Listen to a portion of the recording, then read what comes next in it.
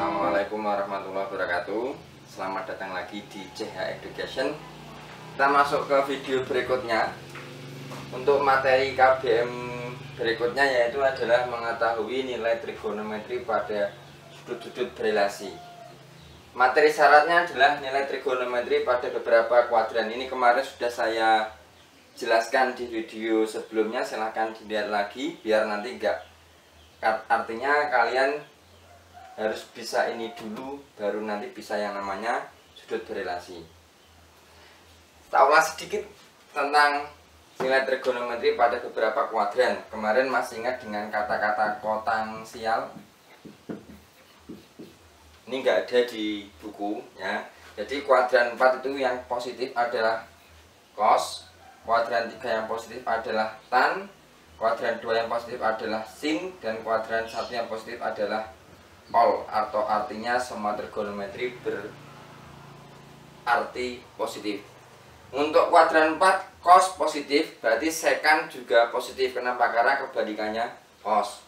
Tan berarti kalau 3 positif berarti kotangan juga ikut positif. Sin kuadran 2 positif artinya berarti kosekan juga ikut positif. Berarti kalau all pada kuadran 1 semua trigonometri bernilai positif. Sebelum masuk berelasi, saya tekankan kalian harus hafal yang namanya sudut-sudut istimewa.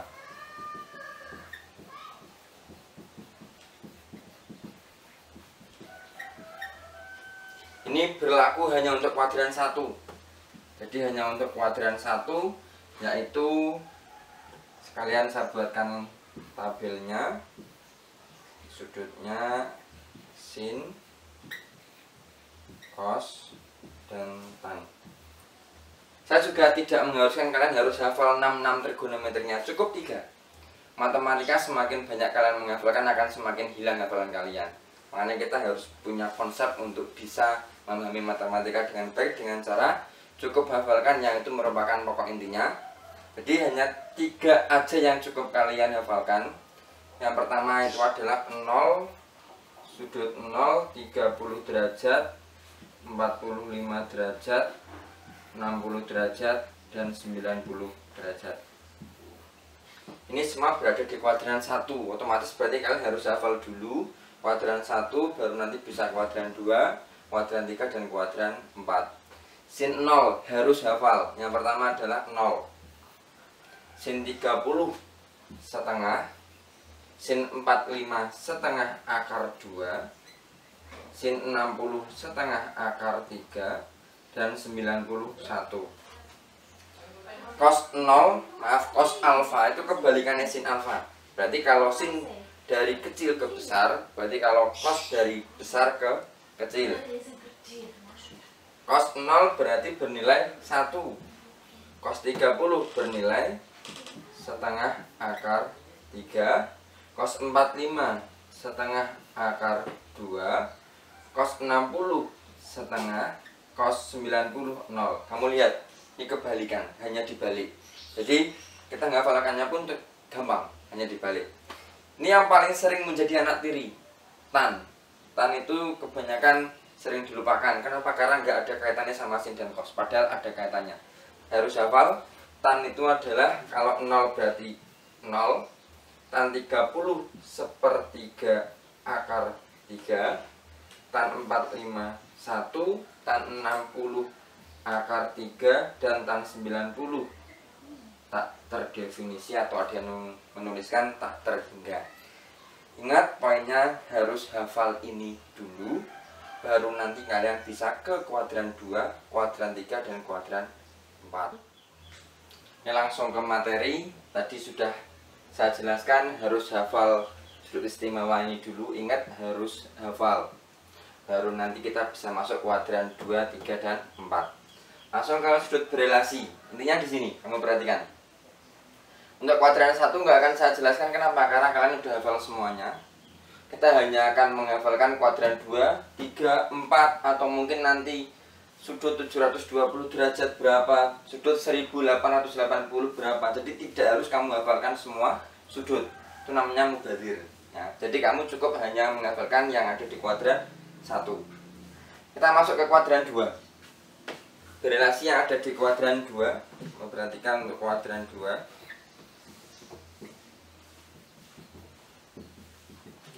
Kuadran 2 itu sudutnya bernilai antara 90 sampai 180 derajat. Nah, berarti kita nanti hanya ada 2 sumbu yang akan kita pakai, yaitu kita bisa pakai sumbu Y 90 dan kita bisa pakai sumbu X 180. Intinya seperti ini. Yang pertama, kalau kalian pakai sumbu X, ini berlaku untuk semuanya, kuadran 2, 3, dan 4. Jadi tidak hanya di kuadran 2 toh. Jadi berlaku untuk semuanya. Kalau kalian pakai sumbu X,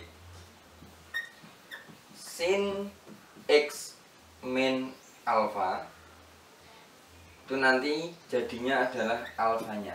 Jadi kamu hanya tinggal pakai belakangnya. Terus cos ini plus minus aja, jadi langsung kita pakai aja.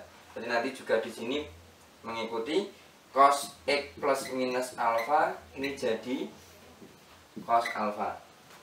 Terus ketemu tan X plus minus alfa jadi tan alfa. Jadi intinya kalau kita pakai sumbu X, berarti pakai 180 atau 360 tidak merubah bentuk trigonometri. Sin tetap jadi sin, cos tetap jadi cos, tan tetap jadi tan. Nah, yang susah itu, atau mungkin bukan susah sih sebenarnya, tapi sering mengecoh anak atau peserta didik kalau kita pakai sumbu Y. Kalau pakai sumbu Y, jadi sumbu Y kamu perhatikan, itu berarti kita pakainya ada 2, 90 dan 270. Jadi kalau ketemu sin Y plus minus alfa, karena kita pakai sumbu Y, itu jadinya cos alfa. Tetap pakainya belakang, tapi ingat sin berubah jadi cos. Cos sumbu Y ditambah atau dikurangi dengan alfa, itu nanti jadinya adalah sin alfa, jadi dibalik. Terus tan Y plus minus alfa jadinya adalah kotan alfa. Jadi kamu perhatikan ada perbedaan. Kalau pakai sumbu X tidak merubah trigonometri, kalau pakai sumbu Y merubah trigonometri. Saya contohkan soalnya. Di sini mungkin cukup. Contoh soal yang sama, sin 120. Sin 120 berarti artinya kita ada di kuadran 2. Ada 2 yang bisa kita pakai, bisa pakai X, bisa pakai Y. Contoh pakai X dulu, pakai sumbu X. Jadi artinya sama aja, sin 180 dikurangi 60. Ini dapat 60 dari mana? 180 kurang 60 sama 120. Jadi kita hanya tinggal pakai 60-nya. Jadi sama dengan sin 60. Sin 60 berapa? Kembali ke hafalan kalian, berarti setengah akar 3. Oke, selesai. Jadi tidak harus kalian hafalkan. Terus, tapi sebelumnya kamu cek dulu, maaf. Sin 120 itu kan di kuadran 2. Kuadran 2 sin itu bernilai positif. Ingat, kotansial, bernilai positif. Artinya berarti kalau ini sin, berarti ini nggak usah ditambahin negatif. Berarti artinya tinggal setengah akar 3. Jadi kalau pakai sumbu X. Kalau pakai sumbu Y, contoh berarti tadi sama, pakai 120 juga biar nilainya bisa dibandingkan. Jadi bisa pakai 90 ditambah 30. 90 ditambah 30 berarti tetap yang dipakai belakang, tapi karena kita pakainya itu adalah sumbu Y, kamu perhatikan sin jadi cos. Berarti di sini jadinya adalah cos 30.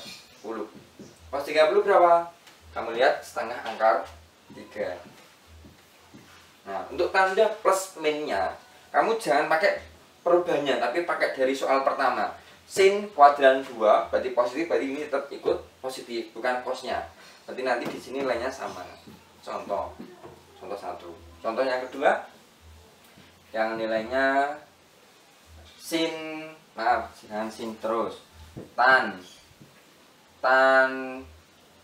saya hitung 335.